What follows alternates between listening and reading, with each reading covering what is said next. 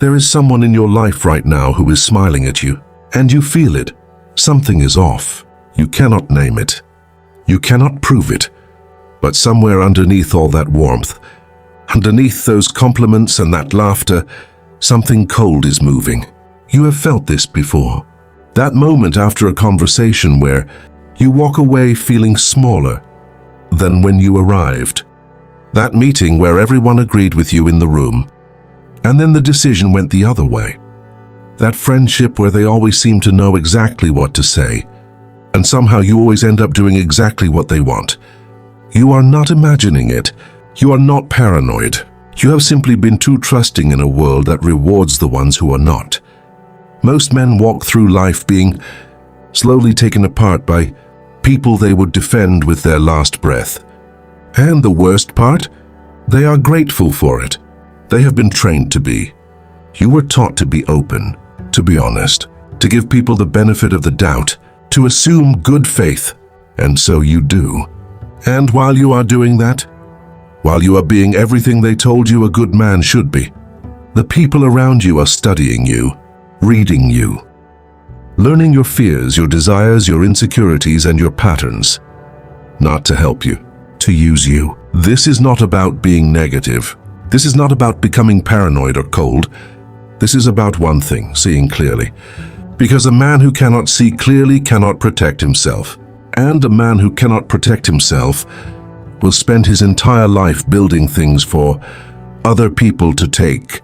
Drop this in the comments. I see you now.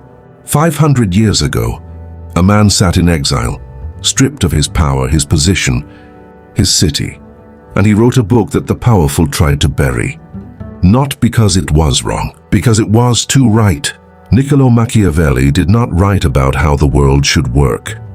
He wrote about how it actually works, and the men who ran the world did not want you reading it. Machiavelli wrote, "Everyone sees what you appear to be.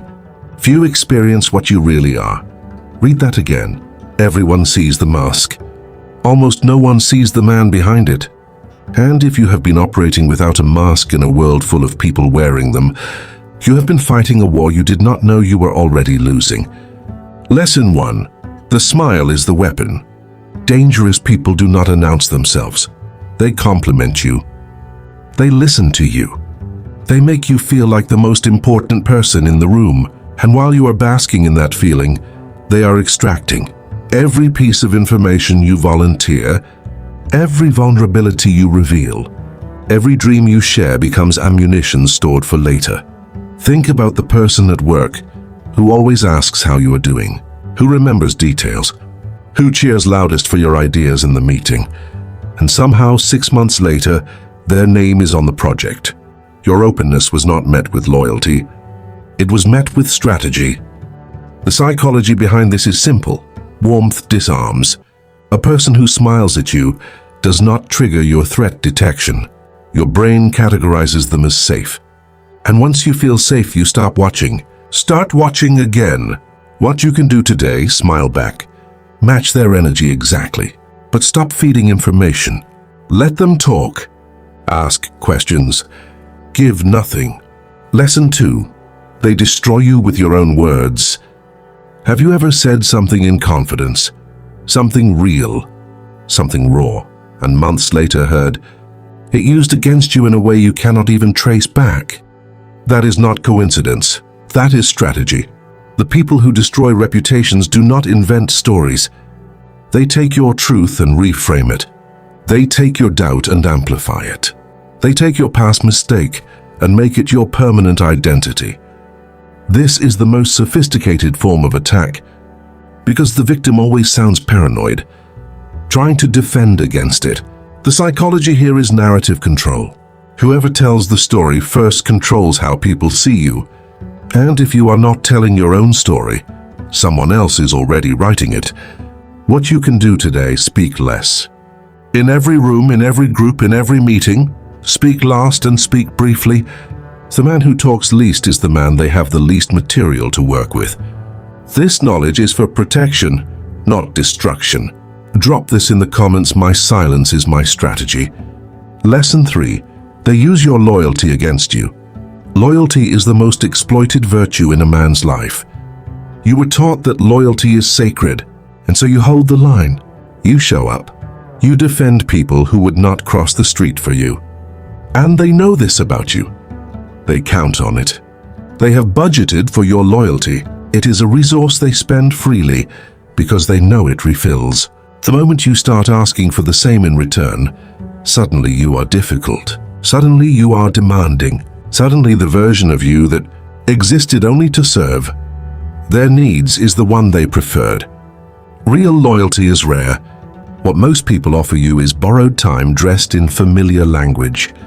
What you can do today: observe who shows up when you need something, not when you are giving something.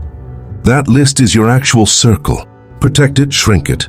Lesson 4. Public praise is private control. They lift you up in public because it costs them nothing and buys them everything. When someone praises you in front of others, you become emotionally bonded to them. You want to live up to that image. You want to prove them right, and in doing so you become manageable. You work harder for their approval. You tolerate more to maintain their good opinion of you. This is not admiration. It is a leash made of flattery. Machiavelli understood that a prince who relies on praise is weak, because the moment the praise stops, he has nothing to stand on. Build your identity on what you produce, not on what they say about you in front of others. What you can do today: the next time someone praises you publicly, say thank you and nothing else. Do not expand. Do not perform for the applause. Let the moment pass. Unattachable men are uncontrollable men. Drop this in the comments. I am the destination, not the pursuit. Lesson 5. Silence scares them more than anger. You have been told that the way to handle disrespect is to address it, to confront it, to make yourself heard. But Machiavelli knew something different. Anger is visible. Anger is predictable. Anger is something they can point to. Silence is none of those things. When a man stops reacting, plus when he simply goes quiet and starts moving differently, the people who were manipulating him begin to panic, because they no longer know where they stand, because they can no longer read him, because the rules they were playing by no longer seem to apply.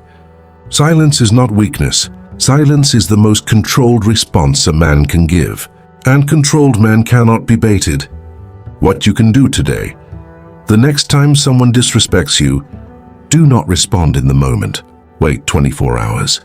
In that time, decide if they deserve a response at all. Most of the time, you will realize the most powerful answer is none. Lesson 6. They need you to stay small. Here is the one they will never tell you. The people who smile at you and destroy you in private do not do it out of hatred. They do it out of fear. Fear that if you ever saw yourself clearly, if you ever understood your own potential, your own power, your own value, you would stop being available to them. And they are right. The moment a man truly understands what he is capable of, the entire system that was built around his smallness begins to collapse. Every relationship that required you to doubt yourself, every environment that rewarded your compliance, every voice, internal and external, that told you to stay in your lane, they all needed you not to know what you know right now. Drop this in the comments. They needed me small, I chose otherwise. The old you is dead, the man who gave trust like it was free, the man who smiled back without calculating the cost, the man who believed that being good was enough in a world run by strategy. He is gone. What stands here now is something different, something that has been through the fire of its own naivety and come out the other side, harder, quieter, more deliberate. You are a weapon, pointed at your own future. Not at them, not at the people who underestimated you, not at the world that tried to keep you manageable, at your own vision, at your own mission, at the version of yourself that they were terrified you would one day become. You belong to no one, not to their approval, not to their narrative, not to the story they have been writing about you in every room you are not in. You are the author now. And the chapter that begins today looks nothing like the ones before it. Drop this in the comments, the chapter they didn't expect. If this reached something in you, if it confirmed what you already felt but could never name, then you already know what to do. There is more, deeper, darker truths that the comfortable version of your life was protecting you from. Subscribe only if you are ready to stop being comfortable. This channel is not for everyone. It never was. It is for the man who would rather see clearly in the dark than stay blind in the light. Now tell me this and think before you answer. Who in your life right now is smiling at you in public? And what are they doing when you are not watching?